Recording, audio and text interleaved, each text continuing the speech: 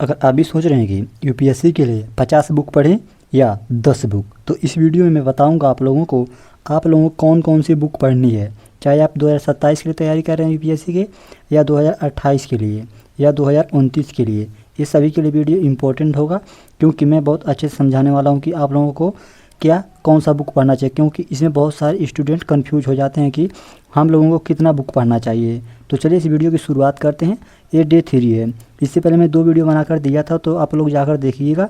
तो आज डे 3 है, इसके सीरीज आने वाला है, मैं आपको पूरे अच्छे से बताऊंगा।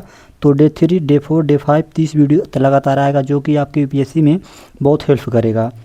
तो चलिए आगे बढ़ते हैं। सबसे पहले हम बात करते हैं सबसे बड़ी गलती क्या होती है। सबसे बड़ी गलती यही होती है द मिस्टेक्स, मतलब अधिकतर नए स्टूडेंट शुरू में ही बहुत सारी किताबें खरीद लेते हैं, ठीक ना।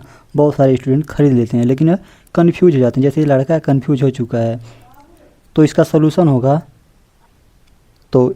होगा। लेकिन सच ये है, यूपीएससी में सफलता किताबों की संख्या से नहीं, बल्कि सीमित और सही स्रोतों के बार बार पढ़ने से मिलती है। कम किताब ज़्यादा रिवीजन करेंगे तो आप लोगों के लिए बहुत बेनिफिट होगा। जैसे यार बस इतना ही बुक है, एक सब्जेक्ट के लिए आप लोगों को एक बुक लेना है, तो इसके ऊपर भी हम वीडियो बनाएंगे ना, तो आप लोग टेंशन मत लीजिए। करंट अफेयर की वीडियो आने वाला है कल, तो इसको देखना मत भूलिएगा। तो आप लोगों को कम बुक और सबसे ज़्यादा इम्पोर्टेंट बात, सबसे ज़्यादा रिवीजन करना है। जो भी आप पढ़ें इसको बार बार रिवीजन करें। तो अब अगला पॉइंट में हम लोग देखते हैं कि एनसीईआरटी, मतलब सबसे पहले 6वीं और 12वीं की एनसीईआरटी पढ़ना होगा आप लोगों को। ये बात मेरे ध्यान में रखिएगा क्योंकि मैंने आपको पिछले वीडियो में बताया था एनसीईआरटी के ऊपर, ठीक ना। तो इसको एक बार जाकर देखिएगा। इसमें आपको बेस मजबूत होगा। जैसे मैं बताया था ना, ये आपका घर है, तो ये जो न्यू है ना, ये आपका एनसीईआरटी है, ये आपका एडवांस लेवल का बुक है। तो अगर आपका जितना बेस मजबूत रहेगा, इतने अच्छे से आप लोग एडवांस लेवल का बुक है, इसको पढ़ सकते हैं, ठीक ना। तो अब इसमें देखिएगा कौन सी बातें हैं।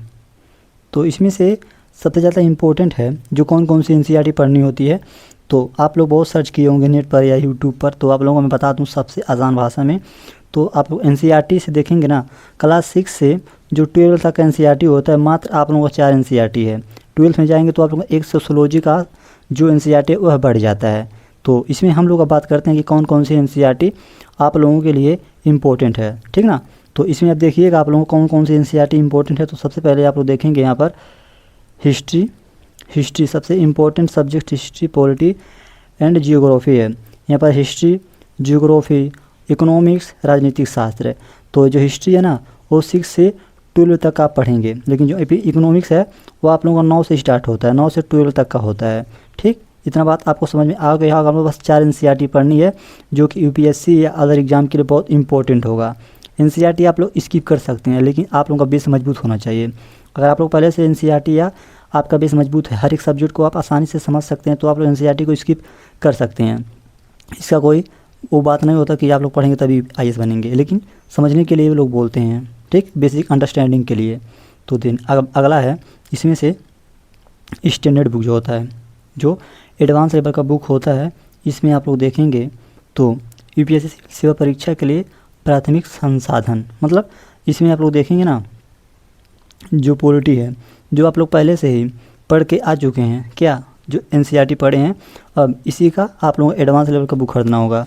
देखो एम लक्ष्मीकांत, यहाँ पर जियोग्राफी एनसीईआरटी के बाद एक स्टैंडर्ड स्रोत ही माना जाता है। इसको ध्यान देने वाली बात यह है कि ध्यान रखें हर विषय के लिए एक ही मुख्य स्रोत चुनें और इसी को बार बार रिवीजन करें। देखिए यहाँ पर आप लोगों को एक ही बुक लेना है, बार बार इसको अध्ययन, मतलब इसको रिवीजन करना, स्पष्ट लेव से इसको समझना है। देन हिस्ट्री में एंड आ जाता है, इसमें आप देखेंगे तो मॉडर्न हिस्ट्री आ जाता है। स्पेक्ट्रम बुक एक आता है मॉडर्न हिस्ट्री के लिए। इकोनॉमिक्स के लिए आप किसी एक की बेसिक किताब या क्लास नोट्स के ऊपर अच्छे से अपना कमांड बना लीजिएगा। एनसीईआरटी के बाद ये एडवांस लेवल का बुक होता है। देन सबसे इम्पोर्टेंट है आप लोगों का न्यूज़पेपर, मतलब करंट अफेयर के ऊपर वीडियो आएगा कल, तो इसको देखना मत भूलिएगा। देन इसमें आपको समझ में आ गया एडवांस लेवल का बुक, जो आप लोग एनसीईआरटी पढ़ेंगे आप लोगों को इसी का एडवांस लेवल का बुक पढ़ना है। लेकिन आपको पता है यूपीएससी में कई सब्जेक्ट पढ़ने होते हैं, तो इसको ऊपर वीडियो आएगा कई सब्जेक्ट पढ़ने के ऊपर। तो आप लोग कमेंट बॉक्स में बताइएगा कि आप लोगों को पता है कि यूपीएससी में कौन सा बुक पढ़ा जाता है। देन अगला, नोट्स कैसे बनाएं। देखिए यहाँ पर 2 स्टूडेंट हैं, इसको मान लीजिए शिवा, ठीक। इसको मान लीजिएगा वी के मान लीजिए, कोई भी आप अदर नाम अपने आप को कनेक्ट कर सकते हैं।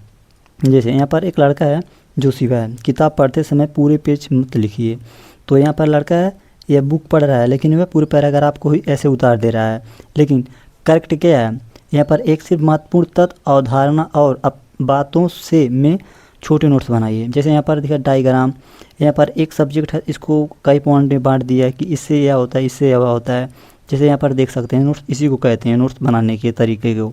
नोट्स बनाएंगे तो आप लोगों को क्या फ़ायदा होगा, आप लोगों को रिवीजन के समय ज़्यादा मिलेगा और इसको कम समय में ज़्यादा रिवाइज कर सकेंगे और अपने माइंड से रिलेट कर पाएंगे अगर आप लोग ऐसे डायग्राम के माध्यम से नोट्स बनाते हैं तो। ठीक, तो आप लोग बिल्कुल फिक्र मत कीजिए, सभी के ऊपर मैं वीडियो बनाऊंगा जो जो आप लोगों की ज़रूरत है। बस आप लोगों को इस चैनल को सब्सक्राइब करके बेल आइकन को दबा देना है और इस चैनल को सपोर्ट करना है, तो मैं आप लोगों को सपोर्ट कभी नहीं तोड़ूंगा।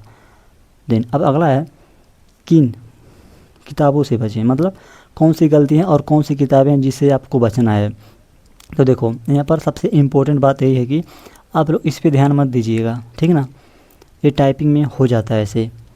तो हर यूट्यूब की अलग बुक लिस्ट देखकर नई किताबें ना खरीदें। आप लोग यूट्यूब पे बहुत देखते हैं कोई अलग अलग टीचर अलग अलग बुक बताते हैं, तो आप लोग अलग अलग बुक मत बताइए, अलग अलग बुक मत खरीदिए।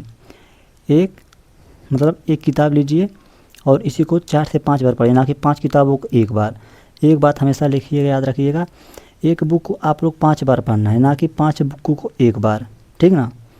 तो पीडीएफ इकट्ठा करते रहना लेकिन पढ़ना नहीं। आप लोग पीडीएफ इकट्ठा करते हैं और इसको पढ़ेंगे नहीं तो ये सबसे बड़ी गलती आपकी हो जाती है। तो अगला है एक ही विषय की 4 से 5 किताबें पढ़ना। जैसे कि मैंने आपको बताया, एक किताब के लिए आपको एक ही बुक लेना है। याद रखिए, रिसोर्सेज लिमिटेड होना चाहिए, रिवीजन अनलिमिटेड। मतलब जो रिसोर्सेज है वो आपका कम रहेगा लेकिन आप इसको ज़्यादा बार रिवाइज करिएगा। तो अगर आपको वीडियो पसंद आता है तो वीडियो को एक लाइक करिएगा, साथ में एक प्यारा सा कमेंट करिएगा ताकि इस वीडियो का रीच बना रहे और यूट्यूब और लोगों को इस वीडियो को दिखा सके जो यूपीएससी की तैयारी करना चाहते हैं, जिनको कुछ नहीं समझ में आता है कि यूपीएससी होता क्या है। तो इन सभी के लिए इस चैनल बना दिएगा। तो आप लोग इस चैनल को जल्दी से जल्दी सपोर्ट कर दीजिए। आपको पता है यहाँ पर 1 साल से काम हो रहा है इस चैनल पर, मैं अकेले काम कर रहा हूँ, मैं गाँव का हूँ, मैं भी स्टूडेंट हूँ।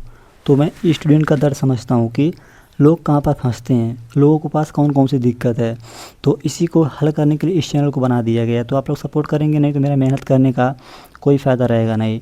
तो चलिए मिलते हैं अगली वीडियो में करंट अफेयर के साथ कि करंट अफेयर को कैसे कंप्लीट करें। तब तक के लिए नमस्कार, बाय बाय, राधे राधे।